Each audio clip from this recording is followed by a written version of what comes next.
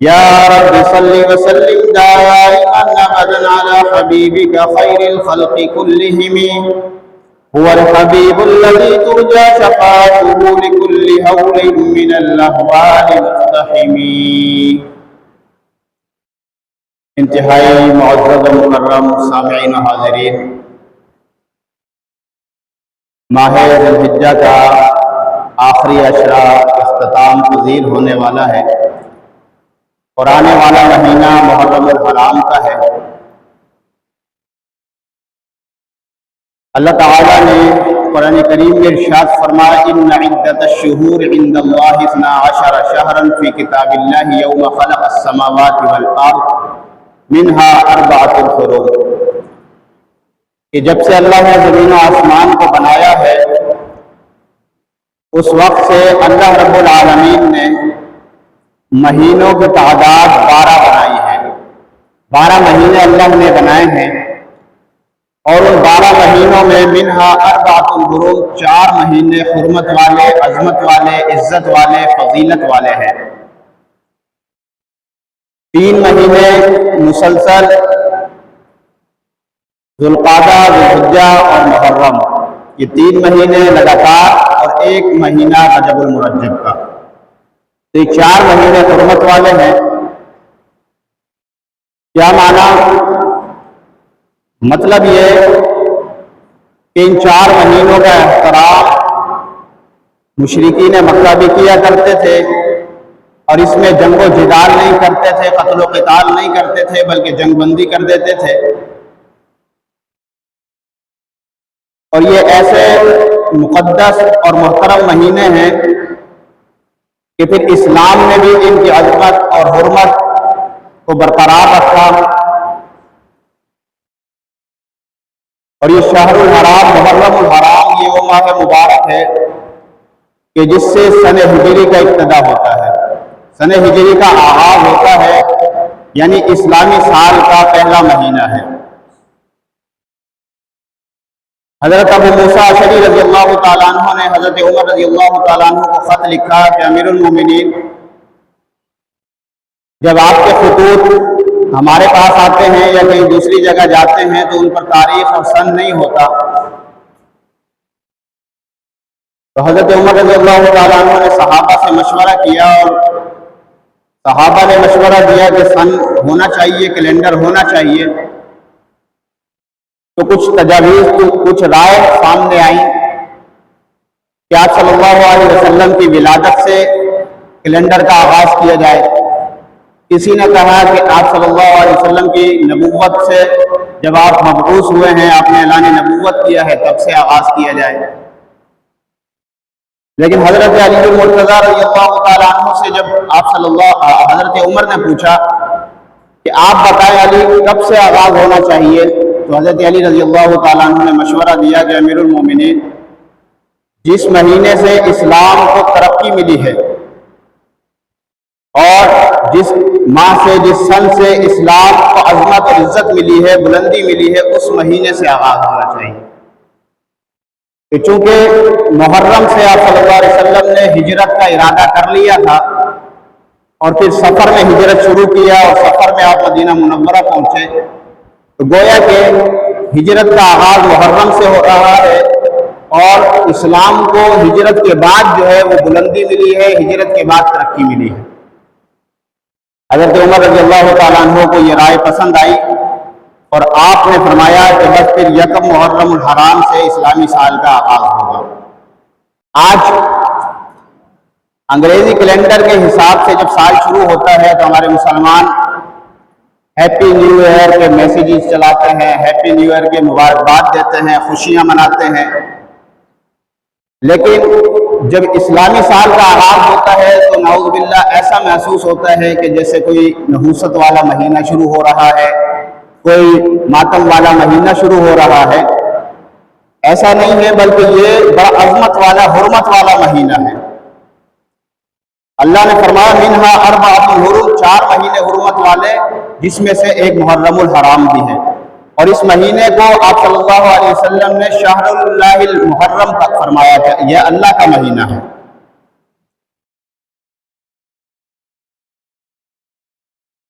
تو یہ شروع ہی سے جب سے اللہ نے زمین و آسمان بنائے اس ماہ محرم کی عظمت اور فضیلت ہے۔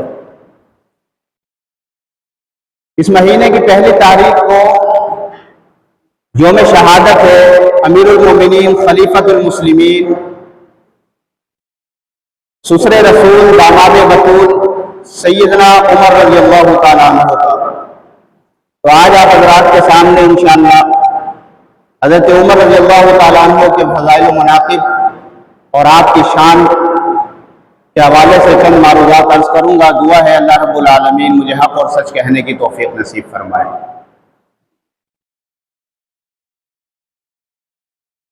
جب آپ صلی اللہ علیہ وسلم نے اعلان نبوت کیا تو 39 مرد مسلمان ہو چکے تھے، لیکن آپ صلی اللہ علیہ وسلم کو نہ بیت اللہ میں نماز پڑھنے کی اجازت تھی، نہ آپ کو تبلیغ کرنے کی اجازت تھی۔ مسلمانوں پر ہر قسم کے ظلم اور ستم کے پہاڑ توڑے جا رہے تھے، مسلمانوں کو تکلیف پہنچائی جا رہی تھی، کسی کو تپتی ریت پر گھسیٹا جا رہا تھا، کسی کے سینے پر جو ہے پتھر کی چٹان رکھی جا رہی تھی۔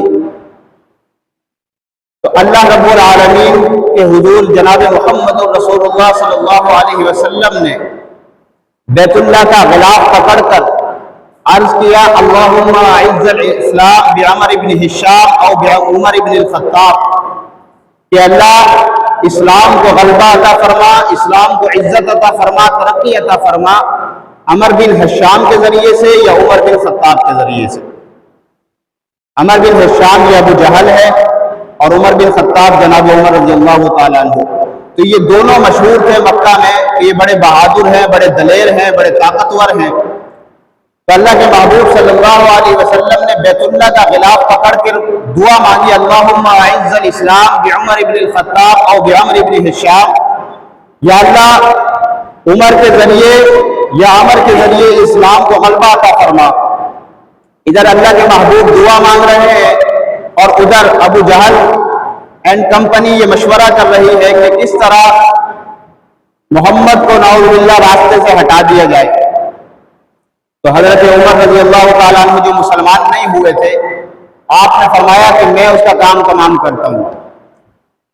آپ تلوار لے کر نکلے اور راستے میں دیکھا کہ ایک صحابی حضرت نعیم بن عبداللہ یا نعیم بن مسعود وہ ملے، کہا عمر خیریت تو ہے؟ بڑے غصے میں نظر آ رہے ہو، کیا بات ہے؟ کہا کہ آج میں نعوذ باللہ محمد کا سر قلم کرنے جا رہا ہوں، آج میں یہ قصہ ہی ختم کرنے جا رہا ہوں۔ تو حضرت نعیم نے کہا کہ جاؤ ذرا اپنے گھر کی تو خبر لو، تمہاری بہن اور بہنوئی بھی مسلمان ہو چکے ہیں۔ تو حضرت عمر سیدھا اپنی بہن کے گھر پہنچے، دروازے پر دستک دی تو اندر سے قرآن کریم کی تلاوت کی آواز آ رہی تھی۔ بہن نے دروازہ کھولا، حضرت عمر غصے میں اندر گئے، پوچھا کیا کر رہی تھی؟ تو حضرت عمر کی بہن کہنے لگی کہ عمر یہ قرآن کریم تو ایسی کستوری ہے کہ جو چھپانے سے بھی نہیں چھپتی، میں اللہ کے قرآن کی تلاوت کر رہی تھی۔ تو حضرت عمر نے اپنے بہنوئی کو بھی مارا پیٹا، بہن کو بھی مارا پیٹا، لیکن وہ بہن جو حضرت عمر کے سامنے کبھی بولتی نہیں تھی، آج وہ کہہ رہی ہے کہ عمر تو نے جتنا ظلم و ستم کرنا ہے کر لے، ادھر آ ستم گر ہنر آزمائے، تو تیر آزما ہم جگر آزمائے۔ کہا کہ جتنا ظلم و ستم ڈھانا ہے ڈھا لے، جتنا مارنا ہے مار لے، لیکن یہ یاد رکھنا جس خطاب کا خون تیری رگوں میں دوڑ رہا ہے اسی خطاب کا خون میری رگوں میں بھی دوڑ رہا ہے۔ میں جان کو دے سکتی ہوں لیکن محمد کا کلمہ نہیں چھوڑ سکتی۔ حضرت عمر رضی اللہ تعالیٰ عنہ نے جب یہ بات سنی اور دیکھا کہ وہ بہن جو سامنے بولتی نہیں تھی آج اس میں اتنی جرت آ گئی، اتنی ہمت آ گئی، تو دل پہ اثر ہوا، دل نرم ہوا۔ پوچھا اچھا کیا تلاوت کر رہی تھی، ذرا مجھے تو دو۔ بہن نے کہا کہ نہیں ابھی آپ کافر ہو، مشرک ہو، ناپاک اور نجس ہو، یہ اللہ کا پاک کلام ہے، آپ اس کو ہاتھ نہیں لگا سکتے، پہلے غسل کرو پھر آپ آ کر جو ہے یہ کلام پاک پڑھو۔ تو حضرت عمر نے غسل کیا اور جب قرآن کریم کو ہاتھ میں لیا تو قرآن کریم کی تلاوت کی طٰہٰ مَا أَنزَلْنَا عَلَيْكَ الْقُرْآنَ لِتَشْقَىٰ إِلَّا تَذْكِرَةً لِمَن يَخْشَىٰ تَنزِيلًا مِمَّنْ خَلَقَ الْأَرْضَ وَالسَّمَاوَاتِ الْعُلَىٰ جب یہ آیات تلاوت کی تو حضرت عمر کے سینے میں یہ آیات اترتی چلی گئی، دل پہ اثر ہوتا چلا گیا، کہنے لگے کہ بہن چلو جس محمد کا کلمہ تم پڑھتی ہو آج مجھے بھی اس محمد کا غلام بنا دو۔ سیدھا چلے گئے۔ آپ صلی اللہ علیہ وسلم صحابہ کے ساتھ دار ارقم میں تشریف فرما ہے، کیونکہ مسلمان کوہ صفا کے پاس دار ارقم میں چھپ کر نمازیں پڑھتے تھے، تو آپ صلی اللہ علیہ وسلم وہاں تشریف فرما ہے۔ حضرت حمزہ نے دیکھا کہ عمر آ رہے ہیں، ہاتھ میں تلوار بھی ہے، تو حضرت حمزہ کھڑے ہو گئے، کہا کہ اگر عمر مخلصانہ ارادے سے آئے ہیں تو ہم سینے سے لگائیں گے، اگر کسی برے ارادے سے آئے ہیں تو میری تلوار عمر کا فیصلہ کرے گی۔ حضرت عمر قریب آئے، آپ صلی اللہ علیہ وسلم خود آگے بڑھے، فرمایا کہ ہاں عمر، دامن پکڑا اور اپنی طرف کھینچ کر پوچھا عمر کس ارادے سے آئے ہو، کیسے آئے ہو؟ حضرت عمر نے بڑے خضوع کے ساتھ، بڑی عاجزی کے ساتھ عرض کیا کہ یا رسول اللہ کلمہ پڑھنے کے لیے آیا ہوں۔ جیسے ہی حضرت عمر نے کہا کہ یا رسول اللہ کلمہ پڑھنے کے لیے آیا ہوں، اللہ کے نبی نے بھی اور صحابہ کرام نے بھی اتنی زور سے نعرہ تکبیر بلند کیا کہ مکہ کی پہاڑیاں گونج اٹھی، اور اللہ نے حضرت جبرائیل کو بھیجا۔ حضرت جبرائیل آ کر عرض کرتے ہیں یا رسول اللہ عمر کے اسلام لانے پر صرف فرش والے نہیں بلکہ عرش والے بھی خوشیاں منا رہے ہیں۔ تو حضرت عمر رضی اللہ تعالیٰ عنہ 40ویں مسلمان جب اسلام لائے تو اسلام لانے کے بعد نماز کا وقت ہو گیا، پوچھا کہ یا رسول اللہ یہ کیا کر رہے ہیں؟ فرمایا کہ عمر نماز کا وقت ہو گیا، نماز پڑھ رہے ہیں۔ یا رسول اللہ نماز اللہ کی عبادت ہے تو اللہ کے گھر میں ہونی چاہیے، عمر تیری قوم ہمیں گھر میں اللہ کے گھر میں عبادت کرنے نہیں دیتی۔ عمر نے کہا کہ یا رسول اللہ عمر مسلمان ہو جائے اور پھر بھی مسلمان چھپ کر نماز پڑھیں، ایسا ممکن نہیں، ایسا نہیں ہو سکتا۔ تلوار ہاتھ میں لی اور بیت اللہ کے دروازے پر کھڑے ہو کر اعلان کیا اگر کسی میں ہمت ہے تو آئے عمر کا مقابلہ کرے، کوئی اپنی بیوی کو بیوہ کرانا چاہتا ہے تو عمر کا راستہ روک کر دکھائے، کوئی اپنے بچوں کو یتیم کرانا چاہتا ہے تو عمر کا راستہ روک کر دکھائے۔ آج عمر بھی اور تمام صحابہ بھی بیت اللہ میں رسول اللہ کی اقتداء میں نماز ادا کریں گے۔ پہلی نماز جو مسلمانوں نے بیت اللہ میں ادا کی وہ حضرت عمر کے اسلام لانے کے بعد ادا کی۔ تو اللہم اعز الاسلام بعمر بن الخطاب، اللہ نے بھی دونوں میں سے اس کو چنا جو اللہ کو پسند تھا، حضرت عمر کو منتخب فرمایا۔ حضرت عمر کے بے شمار فضائل ہیں، قرآن کریم میں جتنی آیات مبارکہ صحابہ کرام کی شان میں ہیں، الحمد سے والناس تک تقریباً 1250 آیات صحابہ کی شان میں اللہ نے نازل فرمائی۔ تو جہاں ان میں دیگر صحابہ ہیں وہیں وہاں پہلے نمبر پر حضرت ابوبکر صدیق ہیں اور دوسرے نمبر پر حضرت عمر رضی اللہ تعالیٰ عنہ۔ اگر قرآن کریم میں صحابہ کو انعمت علیہم کہا گیا تو اس میں دوسرے نمبر پر عمر فاروق ہیں۔ اگر قرآن کریم میں صحابہ کو ہدی للمتقین کہا گیا تو اس میں عمر ہیں۔ اگر قرآن کریم میں اولئک علی ھدی من ربہم صحابہ کو کہا گیا تو اس میں عمر ہیں۔ اگر اولئک ھم المفلحون کہا گیا تو اس میں عمر ہے۔ اولئک ھم الراشدون کہا گیا تو اس میں عمر ہے۔ اولئک ھم الفائزون کہا گیا تو اس میں عمر ہے۔ اولئک ھم المتقون کہا گیا تو اس میں عمر ہے۔ اولئک حزب اللہ کہا گیا تو اس میں عمر ہے۔ اولئک ھم المؤمنون حقا کہا گیا تو اس میں عمر ہے۔ اولئک الذین امتحن اللہ قلوبہم للتقوی کہا گیا تو اس میں عمر ہے۔ اولئک کتب فی قلوبہم الایمان صحابہ کو کہا گیا تو اس میں عمر ہے۔ رضی اللہ عنہم ورضوا عنہ صحابہ کو کہا گیا تو اس میں بھی عمر شامل ہے۔ 1250 آیات جو صحابہ کی شان میں نازل ہوئی اس میں دوسرے نمبر پر حضرت عمر رضی اللہ تعالیٰ عنہ ان آیات میں شامل ہے۔ اور آپ صلی اللہ علیہ وسلم نے فرمایا لقد كان في من قبلكم من الامم محدثون فإن يك في امتي احد فإنه عمر، کہ پچھلی امتوں میں ایک محدث ہوا کرتا تھا۔ محدث الگ ہے، محدث الگ ہے۔ محدث کہتے ہیں جو حدیث بیان کرنے والا ہو، اور محدث وہ ہوتا ہے جسے اللہ کی طرف سے الہام ہوتا ہے۔ تو آپ علیہ السلام نے فرمایا لقد كان فيما قبلكم من الامم محدثون فإن يك في امتي احد فإنه عمر، کہ پچھلی امتوں میں ایک محدث ہوا کرتا تھا جسے اللہ کی طرف سے الہام ہوا کرتا تھا، اگر میری امت میں کوئی محدث ہے تو وہ عمر ہے۔ کیا مطلب؟ کہ جو عمر زمین پر بولتا ہے اللہ رب العالمین عرش بری سے وہ قرآن بنا کر نازل فرما دیتے ہیں۔ حضرت عمر رضی اللہ تعالیٰ عنہ خود فرماتے ہیں وافقت ربی فی ثلاث، کہ میرے رب نے میری 3 باتوں میں موافقت کی ہے۔ فرماتے ہیں کہ جب آپ صلی اللہ علیہ وسلم نے بیت اللہ کا طواف کیا اور مقام ابراہیم کے پاس کھڑے ہوئے تو میں نے عرض کیا کہ یا رسول اللہ میرا دل یہ چاہتا ہے کہ یہاں پر 2 رکعت نماز ادا کی جائے۔ تو اللہ کے محبوب صلی اللہ علیہ وسلم نے فرمایا کہ عمر میں محمد اپنی مرضی سے تو کچھ کر نہیں سکتا جب تک اللہ کا حکم نہ آ جائے۔ ابھی آپ صلی اللہ علیہ وسلم نے فرمایا ہی تھا کہ اللہ نے آسمانوں سے جبرائیل کو بھیجا کہ جاؤ جبرائیل میرے محمد کو کہو وَاتَّخِذُوا مِن مَقَامِ إِبْرَاهِيمَ مُصَلًّى، کہ اگر عمر کا یہ دل چاہتا ہے کہ مقام ابراہیم پر 2 رکعت نماز ادا کرے تو آج کے بعد عمر کا رب بھی یہ چاہتا ہے کہ جو بھی بیت اللہ کا طواف کرے گا وہ مقام ابراہیم پر 2 رکعت نفل ادا کرے گا۔ اللہ نے قانون بنا دیا۔ دوسرا موقع آیا،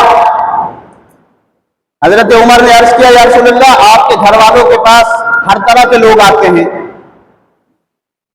یا رسول اللہ میری غیرت گوارا نہیں کرتی کہ ہماری ازواج مطہرات کے پاس، ہماری مسلمان عورتوں کے پاس ہر طرح کے لوگ آئیں، یا رسول اللہ عورتوں کو حکم دیں کہ پردہ کریں۔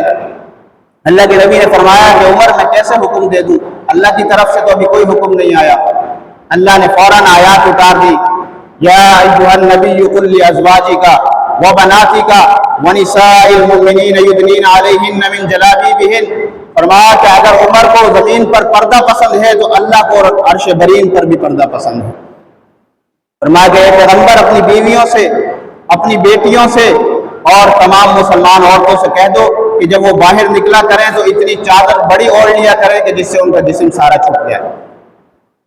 اور تیسرا موقع بدر کے قیدیوں کے بارے میں، اللہ کے نبی صلی اللہ علیہ وسلم نے مشورہ لیا صحابہ سے کہ کیا کیا جائے، تو حضرت ابوبکر صدیق رضی اللہ تعالیٰ عنہ نے مشورہ دیا کہ فدیہ لے کر چھوڑ دیا جائے۔ بعض ان میں سے ایسے بھی ہیں جو ہمارے رشتہ دار بھی ہیں، فدیہ لیں اور انہیں چھوڑ دیں۔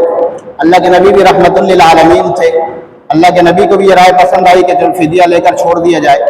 عمر سے پوچھا تو حضرت عمر نے عرض کیا یا رسول اللہ میرا مشورہ یہ ہے کہ جو جس کا رشتہ دار ہے اس کے حوالے کر دیا جائے، علی کا رشتہ دار علی کے حوالے کیا جائے، ابو بکر کا رشتہ دار ابو بکر کے حوالے کیا جائے، اور عمر کا رشتہ دار عمر کے حوالے کیا جائے، اور وہ اپنے رشتہ داروں کی گردن اڑا دے۔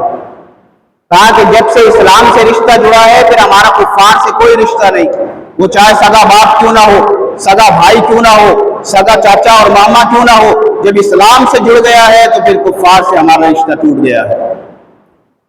تو جب حضرت عمر نے یہ رائے دی، لیکن اللہ کے نبی نے رحمت للعالمین کے سبب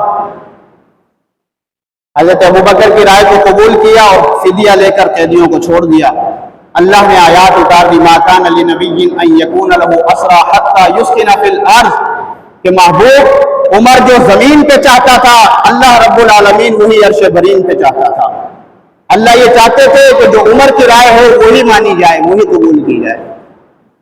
شراب کے حکم کے بارے میں حضرت عمر نے دعا کی یا اللہ کوئی واضح حکم نازل فرما دے شراب کے بارے میں، تو اللہ رب العالمین نے آیات نازل فرمائی انما الخمر والمیسر والانصاب والازلام رجس من عمل الشیطان، کہ آج کے بعد شراب جو ہے وہ ہمیشہ ہمیشہ کے لیے حرام ہو گئی۔ تقریباً 25 مقامات ایسے ہیں کہ جو حضرت عمر رضی اللہ تعالیٰ عنہ کی منشا کے مطابق اللہ رب العالمین نے آیات نازل فرمائی۔ اسی لیے تو اللہ کے نبی نے فرمایا نا کہ عمر جو زمین پہ بولتا ہے، عمر محدث ہے اس امت کا، جو زمین پہ بولتا ہے اللہ رب العالمین قرآن بنا کر آسمان سے نازل فرما دیتے۔ آپ صلی اللہ علیہ وسلم نے ایک مرتبہ صحابہ کے سامنے اپنا خواب بیان کیا، فرمایا کہ رات کو میں نے خواب دیکھا کہ کچھ لوگ میرے سامنے پیش کیے گئے،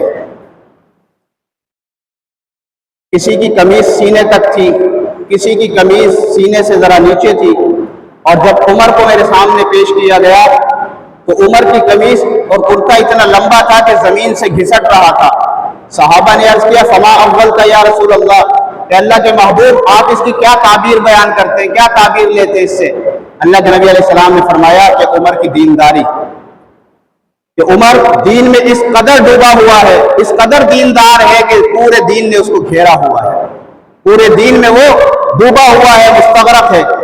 ایک اور مرتبہ خواب دیکھا، اللہ کے نبی صلی اللہ علیہ وسلم نے فرمایا کہ میں نے خواب دیکھا ہے کہ میرے سامنے ایک دودھ کا پیالہ پیش کیا گیا، میں نے اس میں سے دودھ پیا اور یہاں تک میں نے اس کی سیرابی محسوس کی کہ میرے ناخنوں میں اس کی تراوٹ، اس کی جو ہے سیرابی محسوس ہونے لگی۔ پھر میں نے اپنا باقی بچا ہوا دودھ عمر کو دے دیا۔ تو صحابہ نے عرض کیا فما اولتا یا رسول اللہ، اے اللہ کے محبوب آپ اس کی کیا تعبیر بیان کرتے ہیں؟ اللہ کے نبی علیہ السلام نے فرمایا کہ علم، عمر کے علم کی سند اللہ کے نبی جاری فرما رہے ہیں۔ آج کوئی کسی یونیورسٹی سے سند حاصل کرتا ہے، کوئی کسی دارالعلوم سے سند حاصل کرتا ہے، کوئی کسی جامعۃ الازہر سے حاصل کرتا ہے، کوئی کہیں سے حاصل کرتا ہے۔ عمر وہ ہے کہ جس کے علم کی سند جناب محمد الرسول اللہ صلی اللہ علیہ وسلم جاری فرما رہے ہیں۔ ایک اور خواب بیان فرمایا، یہ یاد رکھنا کہ اللہ کے نبی کا خواب وہی ہوتا ہے اور سچا خواب ہوتا ہے۔ نبی کا خواب جھوٹا نہیں ہوتا، سچا ہوتا ہے، وہی کہ جو ہے مصداق ہوتا ہے۔ تو اللہ کے نبی نے خواب دیکھا کہ میں جنت میں گیا اور وہاں پر فرماتے ہیں کہ میں نے ابو طلحہ کی بیوی رمیسہ جو ام سلیم کے نام سے مشہور ہیں انہیں دیکھا۔ پھر میں نے قدموں کی آہٹ سنی تو پوچھا یہ کون ہے؟ بتایا گیا یہ بلال ہے۔ پھر میں ذرا آگے چلا تو میرے عالی شان خوبصورت اور شاندار محل دیکھا، اور اس محل کے صحن کے اندر جنت کی ایک عورت وضو کر رہی تھی۔ میں نے پوچھا لمن ھذا القصر، کہ جبرائیل یہ محل کس کا ہے؟ تو حضرت جبرائیل نے بتایا کہ یا رسول اللہ یہ آپ کے غلام عمر کا محل ہے۔ اللہ کے نبی صلی اللہ علیہ وسلم فرماتے ہیں کہ میں نے ارادہ کیا کہ میں اس محل میں داخل ہو جاؤں، ذرا اندر سے بھی دیکھوں کیسا ہے، باہر سے بڑا خوبصورت شاندار ہے۔ اللہ کے نبی نے فرمایا کہ عمر مجھے تیری غیرت یاد آ گئی۔ حضرت عمر کی آنکھوں میں آنسو آ گئے۔ عرض کیا علیکا غار یا رسول اللہ، کہ اللہ کے محبوب کیا عمر آپ پہ غیرت کرے گا؟ تو اللہ کے نبی جس کے علم کی سند عطا فرما رہے ہوں، اللہ کے نبی جس کے تقوی اور اخلاص کی سند عطا فرما رہے ہوں، اللہ کے نبی صلی اللہ علیہ وسلم جس کی غیرت کی سند عطا فرما رہے ہوں۔ اور ایک موقع پر فرمایا کہ بنی اسرائیل میں ایک شخص گائے کے اوپر سواری کر رہا تھا، تو اتنے میں گائے جو ہے پیچھے مڑ کر بولی کہ میں اس لیے پیدا نہیں کی گئی ہوں، میں تو کھیتی باڑی کے لیے پیدا کی گئی ہوں۔ صحابہ نے عرض کیا کہ بقرۃ تتکلم یا رسول اللہ، کیا گائے بھی بات کرتی ہے؟ اللہ کے نبی نے فرمایا کہ ہاں اس بات پر میں بھی ایمان لاتا ہوں، ابو بکر و عمر بھی اس بات پر ایمان لاتے ہیں۔ صحابہ فرماتے ہیں کہ اس وقت ابو بکر و عمر محفل میں موجود نہیں تھے، لیکن اللہ کے نبی صلی اللہ علیہ وسلم نے اپنے ایمان کی گواہی کے ساتھ ساتھ ابو بکر و عمر کے ایمان کی گواہی دی۔ آج اگر کوئی کہے کہ جی عمر کا ایمان نہیں تھا، عمر ایسا تھا، تو پھر وہ خود بے ایمان تو ہو سکتا ہے، لیکن عمر کے ایمان میں کوئی شک نہیں ہو سکتا۔ اللہ کے نبی نے فرمایا کہ ہر نبی کے 2 وزیر ہوتے ہیں، تو میرے بھی 2 وزیر زمین پر ہیں اور 2 آسمان پر ہیں۔ آسمان پر میرے وزیر میکائیل اور جبرائیل ہیں، اور زمین پر میرے وزیر 2 ابو بکر و عمر ہیں۔ تو وزیر کوئی ایسے بندے کو تو نہیں بناتا جس پر اعتماد ہوتا ہے، وزیر اسے ہی بنایا جاتا ہے۔ اور اللہ کے نبی صلی اللہ علیہ وسلم نے حضرت عمر سے ارشاد فرمایا کہ عمر جس راستے سے تو گزر جائے شیطان وہ راستہ چھوڑ دیتا ہے، شیطان تجھ سے ڈرتا ہے، تیرے نام سے ڈرتا ہے۔ اور آپ صلی اللہ علیہ وسلم نے حضرت عمر رضی اللہ تعالی عنہ کے بارے میں فرمایا لو کان بعدی نبی لکان عمر، کہ اگر میرے بعد کوئی نبی ہوتا تو وہ عمر ہوتا، کیونکہ اللہ نے عمر کے اندر ایسی صفات رکھی تھی کہ جو صفات نبوت ہیں۔ اللہ تعالیٰ نے حضرت عمر رضی اللہ تعالیٰ عنہ کو جو کرامات عطا فرمائی تھی، ان کرامات میں نبوت کے معجزات کی جھلک تھی۔ انبیاء کو اللہ نے جو معجزے دیے تھے وہی معجزے اسی کے مثل حضرت عمر کو اللہ نے کرامات عطا فرمائی تھی۔ تو اسی لیے تو آپ صلی اللہ علیہ وسلم نے فرمایا کہ لو کان بعدی نبی لکان عمر، کہ اگر میرے بعد کوئی نبی ہوتا تو عمر اس قابل تھا کہ وہ نبی ہوتا۔ وہ عمر کے جس کے ایمان کی گواہی اللہ کا نبی دے، وہ عمر کے جس کے علم کی گواہی اللہ کا نبی دے، وہ عمر کے جس کے تقوی اور اخلاص کی گواہی اللہ کا نبی دے، وہ عمر جس کی غیرت کی گواہی اللہ کا نبی دے، میں قادیانیوں تم سے کہتا ہوں، تم کہتے ہو ہمارے کانے کو، ہمارے مرزا کو نبی مانو، جس کے بارے میں خود پیغمبر نے ارشاد فرمایا لو کان بعدی نبی لکان عمر، اگر میرے بعد کوئی نبی ہوتا تو وہ عمر ہوتا۔ اللہ کی قسم ہم امام الانبیاء کے بعد حضرت عمر کو بھی نبی ماننے کے لیے تیار نہیں ہیں۔ تو تیرا مرزا تو شیء کوئی نہیں ہے، وہ کس کھیت کی مولی ہے؟ اس نے شکل دیکھی ہے جو اس کو نبی مانا جائے؟ ایک آنکھ سے کانا، یہاں آپ شاہراہ پاکستان پر ایک جو ہے لائٹ والی گاڑی چلنے نہیں دیتے ہو، چالان کر دیتے ہو، تو نبوت کی شاہراہ پر ایک آنکھ والا نبی بھی چلنے نہیں دیا جائے گا۔ لو کان بعدی نبی لکان عمر، اللہ کے نبی نے فرمایا میرے بعد کوئی نبی ہوتا تو وہ عمر ہوتا، لیکن چونکہ اللہ کے نبی کے بعد نبوت کا سلسلہ ختم ہے، آپ صلی اللہ علیہ وسلم قیامت تک کے لیے آخری نبی اور امام الانبیاء خاتم الانبیاء بن کر تشریف لائے ہیں، اب آپ کے بعد کوئی نبی نہیں آئے گا۔